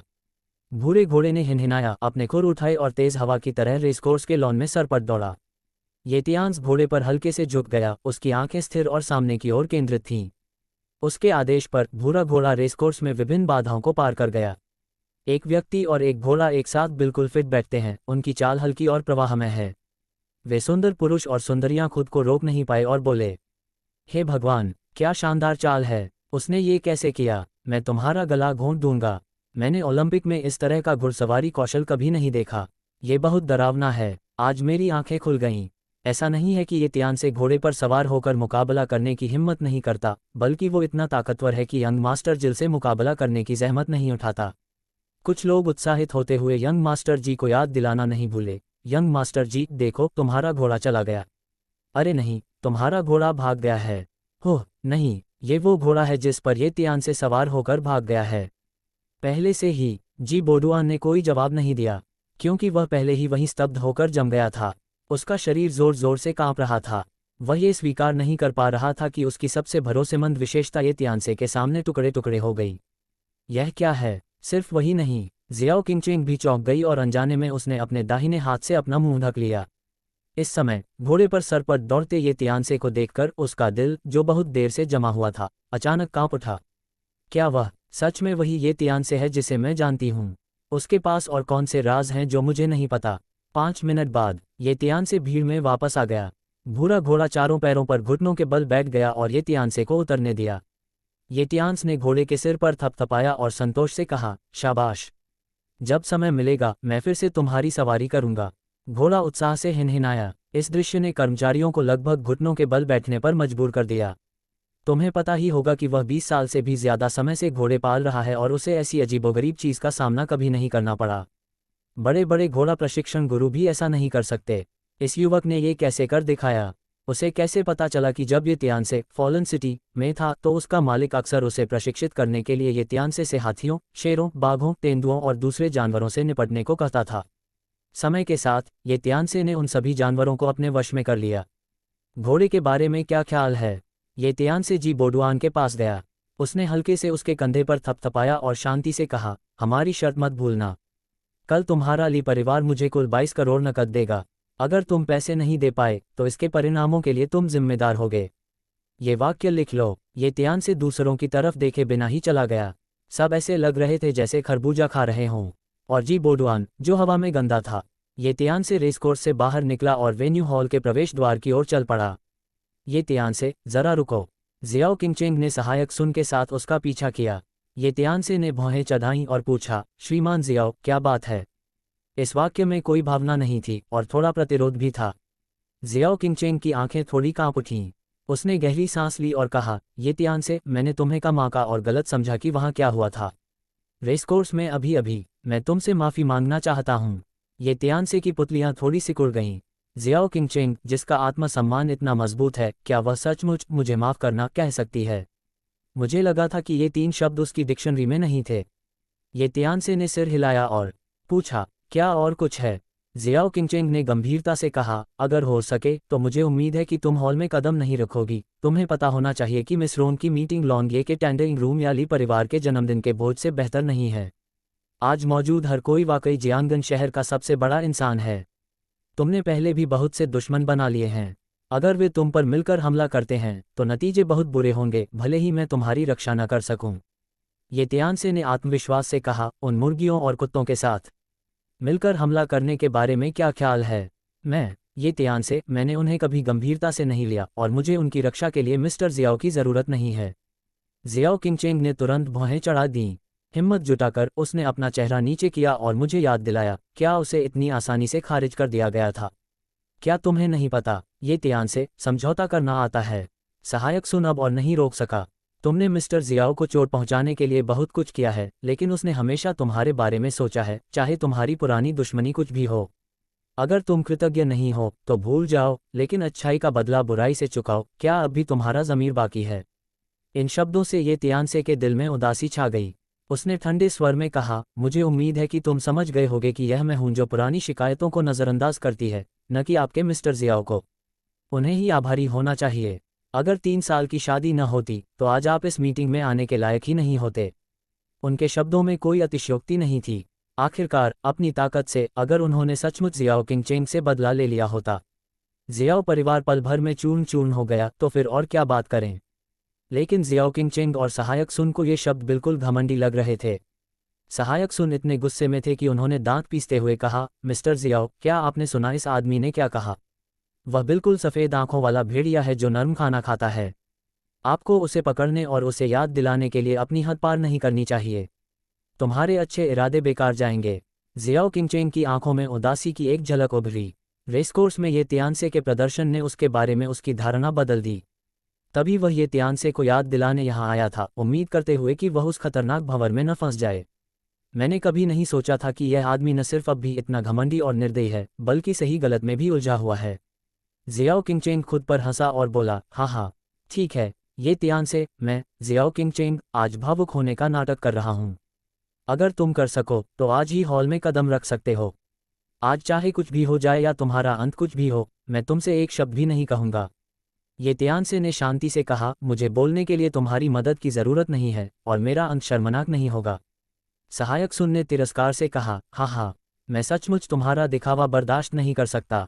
मुझे नहीं लगता कि आज की मीटिंग में मिस्टर जियाओ के अलावा कोई भी बड़ा बॉस जो तुम्हारी मदद करने को तैयार हो तुमसे बातचीत शुरू करने की पहल कर सकता है। अगर ऐसा है तो मेरा नाम उल्टा लिख दो। सहायक सुन ने अभी अभी बोलना समाप्त किया है। एक थोड़ी बूढ़ी आवाज़ उत्साह से सुनाई दी, डॉक्टर येल, क्या तुम सचमुच मीटिंग में शामिल होने आए हो? कई लोगों ने अपना सिर घुमाया। मैंने देखा कि आने वाला व्यक्ति जियांगन फर्स्ट हॉस्पिटल का निदेशक वू जिंगे था। वू जिंगे जल्दी से आया और ये तियानसे से सम्मानपूर्वक कहा, चमत्कारी डॉक्टर ये, मैंने तुम्हें कुछ दिनों से नहीं देखा, लेकिन तुम तो और भी ज्यादा चमकदार हो। ये दृश्य, सहायक सुन के हाव भाव बदल गए।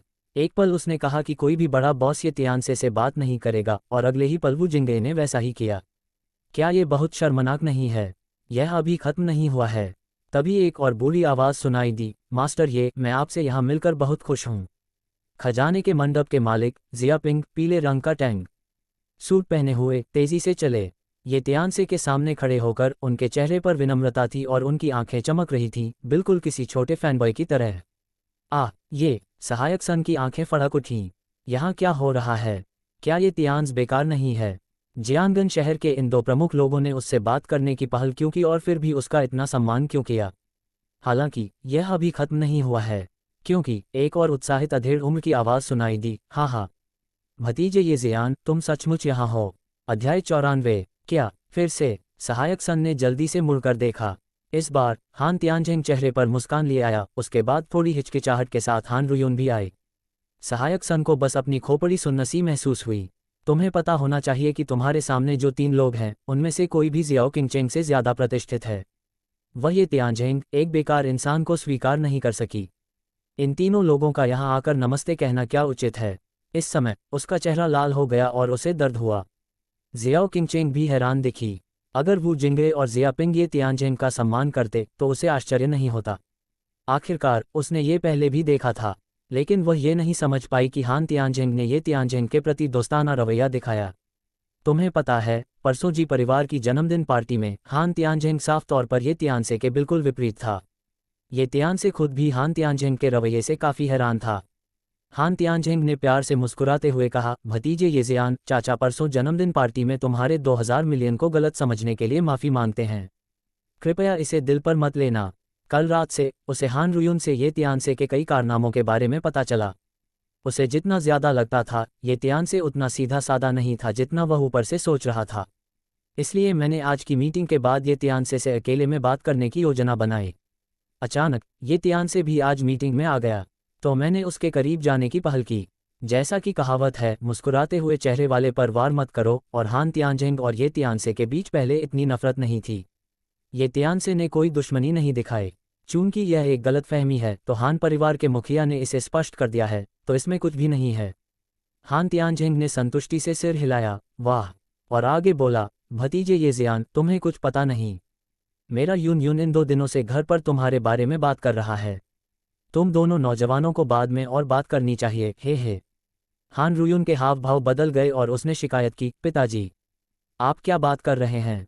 लोग उसके बारे में क्यों बात कर रहे हैं? हालांकि मैंने ये कहा, मुझे थोड़ा अपराध बोध हुआ। चूंकि वह इन 2 दिनों से घर पर थी, इसलिए उसने हान तियानझेंग के सामने कई बार ये तियानसे का जिक्र किया। कभी कभी अकेले में भी वह बेवजह ये तियानसे के बारे में सोचता रहता।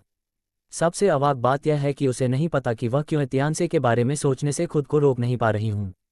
इससे वह इतनी परेशान हो गई कि किसी भी काम में उसकी रुचि ही खत्म हो गई। आज मीटिंग में भी उस बड़े आदमी से मिलने की उसकी चाहत कम हो गई है। लेकिन इस पल जब उसने ये तियानसे को अपनी आंखों से देखा, अजीब बात है कि मेरा चिड़चिड़ापन अचानक गायब हो गया। ये तियानसे ने उसकी तरफ देखा और पूछा, तुम्हारा चेहरा थोड़ा लाल क्यों है? क्या यह असहज है? क्या मैं शर्मा रही हूँ? हान रुयुन घबरा गया और उसने अपना गाल ढक लिया, जल्दी से अपनी घबराहट दबा ली। उसने कठोरता से कहा, ये तियानसे, मेरे पिताजी की बकवास मत सुनो। मैं तुम्हारे बारे में बात नहीं कर रहा हूँ। ये तियानसे ने सिर हिलाया और कहा, अच्छा, यह अच्छी बात है। हान रुयुन ने बड़ी बड़ी आंखों से काजिलान को घूरा। नमस्ते, क्या इसे ऐसा कहना ठीक है? यह आपकी कृपा है कि यह युवती आपके बारे में बात कर सकती है। आप इतने अनिच्छुक क्यों दिख रहे हैं? एक पल के लिए उसने ये तियानसे को नाराजगी भरी आंखों से देखा। ये तियानसे को इस बात की परवाह नहीं थी कि हान रुयुन क्या सोच रहा है। मैंने अपने फ़ोन पर समय देखा और देखा कि मुलाकात में आधे घंटे से भी कम समय बचा था, इसलिए मैंने सोचा कि जल्द से जल्द रोंग मेयान से मिलकर उसे प्रपोज कर दूं। सगाई रद्द कर दी तो मैं कार्यक्रम स्थल की ओर चल पड़ा। वू जिंगे ने मुझे पकड़ लिया और कहा, श्रीमान ये ज़रा रुकिए, वो आपके साथ अंदर जाएगा। मुझे एक चिकित्सा संबंधी प्रश्न है जिसके बारे में मैं आपसे सलाह लेना चाहता हूँ। पीछे न रहूं। जियापिंग ने मुझे पकड़ लिया और कहा, गुरु मैं नक्काशीदार चाकू की तकनीक को लेकर उलझन में हूँ। कृपया इसे सुझाने में मेरी मदद करें। ये दृश्य देखकर हान तियानझेंग की पलकें झपक गईं। आपको पता ही होगा कि जियांगन शहर में वू जिंगे और जियापिंग दोनों ही अपने अपने क्षेत्र में ताइशान बेदो हैं। ऐसे लोग अंदर से घमंडी होते हैं। हान तियानझेंग, लॉर्ड लॉन्ग और टाइगर और यहाँ तक कि शहर प्रमुख लिन का भी जिक्र नहीं। उन्हें विनम्रता दिखाने के लिए भी मजबूर नहीं कर सकते। हालांकि ये दोनों बूढ़े अब ये तियानसे को चमत्कारी डॉक्टर और दूसरे को गुरु कहते हैं। उनका सम्मानजनक रवैया चाटने वाले कुत्ते से अलग नहीं है। इससे हान तियानझेंग को एक गहरा पूर्वाभास हुआ। हान परिवार को महान आशीर्वादों का आनंद लेने का अवसर मिलेगा या नहीं, ये तियानसे पर निर्भर हो सकता है। इसे समझना होगा। हान तियानझेंग ने हान रुयुन से आग्रह किया, युनयुन, तुम अभी भी क्या कर रही हो? पिताजी के साथ अंदर जाओ और भतीजे ये जियान से अच्छी तरह बात करो। पिताजी ने उसे अपना दामाद नियुक्त किया है। ये कहते हुए उसने हान रुयुन के विचारों को अनदेखा कर दिया। उसने उसे पकड़ लिया और उसके पीछे चल पड़ा। शुरू से आखिर तक, हालांकि जियानगन शहर के इन नामचीन दिग्गजों ने जियाओ किंगचेंग को देखा, किसी ने भी कुछ कहने की जहमत नहीं उठाई और सब ये तियानचेल के इर्द गिर्द ही घूमते रहे। लगता है जियानगन शहर की सबसे खूबसूरत सीओ ये तियानचेल से उतनी ही अलग है जितनी जुगनू और चमकते चांद। सहायक सुन ने अनिच्छा से शिकायत की, मिस्टर जियाओ, ये तियानचेल ने जरूर इन तीनों बड़े लोगों को धोखा देने के लिए कोई चाल चली होगी। उनकी उपेक्षा को दिल पर मत लेना। आज जब तुम्हें रोंग परिवार के साथी की योग्यता मिल जाएगी तो इन लोगों को तुम्हारे आसपास भी घूमने का मौका नहीं मिलेगा। सिस्कियां। जियाओ किंगचेंग थोड़ी उदास लग रही थी। हालांकि हान तियानझेंग और बाकी लोगों ने उसे नज़रअंदाज कर दिया, जिससे वह असहज हो गई, लेकिन उसे कोई खास फर्क नहीं पड़ा। उसे सबसे ज्यादा चिंता हान तियानझेंग की अभी कही गई बात की थी। दूसरी पार्टी ने सच में कहा था कि वे ये तियानचेल को अपना दामाद बनाना चाहते हैं। इससे जियाओ किंगचेंग को एक तरह का नुकसान, बल्कि एक अवर्णनीय संकट का एहसास हुआ। ये तियानसे, क्या तुम सचमुच तलाक की अवधि समाप्त होने से पहले हान परिवार का दामाद बनने की योजना बना रहे हो? क्या मैंने तुम्हें गलत समझा, या क्या सब कुछ सचमुच होने वाला है? शब्द दो भागों में बंटे हैं। इस समय होनफेंग विला के एक रेस्ट क्लब के एक निजी कमरे में जी वूली के नेतृत्व में धनी व्यापारियों और गणमान्य व्यक्तियों का एक समूह, कुल मिलाकर लगभग 20 या 30 लोग, तरह तरह की बातें और हंसी मजाक कर रहे थे। माहौल बहुत ही जीवंत था, क्योंकि अभी अभी उन्होंने औपचारिक रूप से एक व्यापारिक गठबंधन स्थापित किया था और जी वूली को नेता चुना था। लाई जिंगे ने खुशामद करते हुए कहा, ली परिवार के नेता को गठबंधन का नेता बनने पर अग्रिम बधाई। हम भविष्य में भी आपका अनुसरण करेंगे और निश्चित रूप से समृद्ध होंगे। जी बिन ने भी यही बात दोहराई। हाँ, मास्टर जी को गठबंधन का नेता बनाना हमारे लिए सम्मान की बात है। हम मास्टर जी से ये भी अनुरोध करते हैं कि वे भविष्य में आपको और प्रोत्साहित करें। अन्य धनी व्यापारियों ने भी उनकी तरह तरह से प्रशंसा की। भीड़ के बीच में खड़े जी वूली गर्व से भरे हुए लग रहे थे।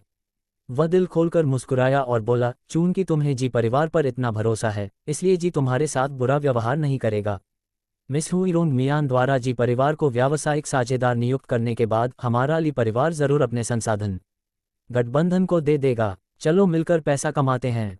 तुम्हें पता होना चाहिए कि व्यावसायिक गठबंधन बनाने के लिए इन धनी व्यापारियों को जी परिवार को 1000 मिलियन का फ्रेंचाइजी शुल्क देना होगा।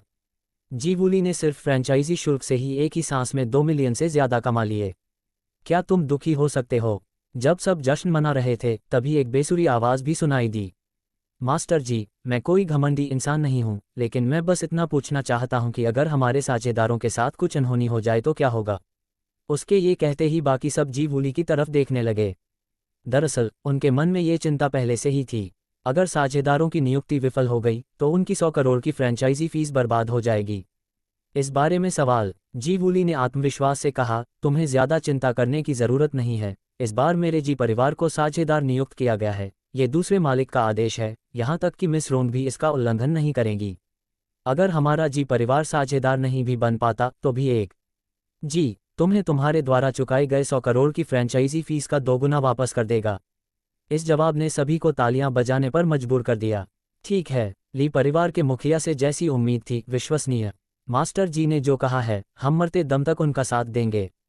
जी वूली अपने हाथों के पीछे गर्व से भर गया। अपने मन में वह पहले से ही जियानगन शहर में अपने नेतृत्व वाले व्यापारिक गठबंधन के अजेय होने की कल्पना कर रहा था। जब आपको बहुत गर्व महसूस हो रहा हो। अचानक बक्से का दरवाज़ा धक्का देकर खोला गया। मैंने देखा कि जी बोडवान बहुत शर्मिंदा होकर अंदर भाग रहा था।